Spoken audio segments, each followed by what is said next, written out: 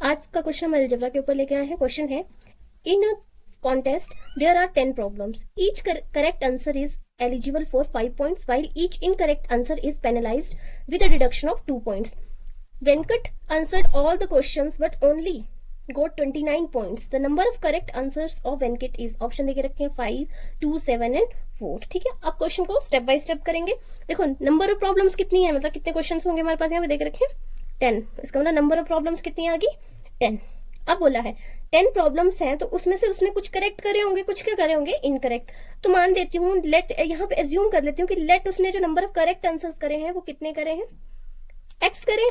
ठीक है, अब 10 प्रॉब्लम में अगर उसने x करेक्ट आंसर्स करे हैं तो इनकरेक्ट कितने बचे, 10 में से करेक्ट वाले माइनस कर दूंगी तो ये क्या आ गए इतने, इसका मतलब क्या होंगे उसके इनकरेक्ट होंगे। ठीक है, अब बोला है कि उसको मार्क्स भी मिल रहे हैं या पॉइंट्स मिल रहे हैं। अब 5 पॉइंट्स मिल रहे हैं। Each correct answer is eligible for 5 points, मतलब हर करेक्ट आंसर के उसको कितने मिल रहे हैं 5 points मिल रहे हैं। नंबर ऑफ अब पॉइंट्स कितने मिलेंगे करेक्ट आंसर्स के, अगर उसने x करेक्ट आंसर करे हैं और एक के लिए उसको 5 points मिल रहे हैं तो इतने करेक्ट आंसर्स के लिए उसको कितने मिलेंगे, 5 इंटू क्या हो जाएगा x, क्योंकि एक के लिए अगर 5 points मिल रहे हैं तो इतने करेक्ट आंसर्स करे हैं तो मल्टीप्लाई कर देंगे 5 इंटू x, उतने पॉइंट्स मिल जाएंगे उसको करेक्ट आंसर्स के। अब बोला है कि ईच इनकरेक्ट आंसर, मतलब एक भी इनकरेक्ट आंसर, एक इनकरेक्ट आंसर के लिए उसको क्या हो रहे हैं 2 points क्या हो जा रहे हैं, डिडक्ट हो जा रहे हैं, माइनस हो जा रहे हैं। ठीक है, अब कितने इनकरेक्ट आंसर करे हैं उसने 10 - x। ठीक है, और अब क्या होंगे 2 डिडक्ट होंगे एक क्वेश्चन में।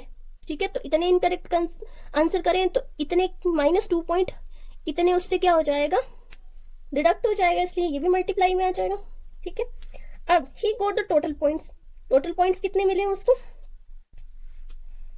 यहाँ पे लिख देती हूँ, रुको, ये आ गया number of points he get कितना आ गया -10 इंटू 10 - x, इसको यहाँ से कैंसिल कर देते हैं। ठीक है, अब देखो टोटल पॉइंट्स कैसे बनेंगे, जो उसने करेक्ट आंसर करे होंगे प्लस कुछ उसने अनकरेक्ट करे होंगे, इन दोनों को ऐड करेंगे तभी टोटल पॉइंट्स बनेंगे। ठीक है, तो इसको करेक्ट आंसर्स टोटल पॉइंट कैसे बनेंगे, यहाँ लिख देती हूँ।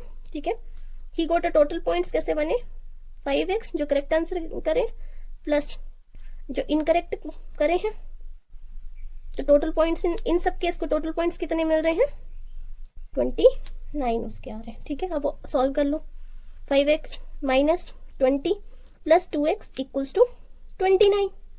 अब ये x वाली सेम टर्म्स क्या हो जाती हैं, सेम वेरिएबल वाली टर्म्स क्या हो जाती हैं, प्लस से माइनस, जहाँ प्लस हो रहा है तो कितना आ जाएगा 7x माइनस की 20 जब दूसरी साइड जाएगा तो ये कितना हो जाएगा +20। ठीक है, तो यहाँ से 7x इक्वल टू कितना आ जाएगा 49।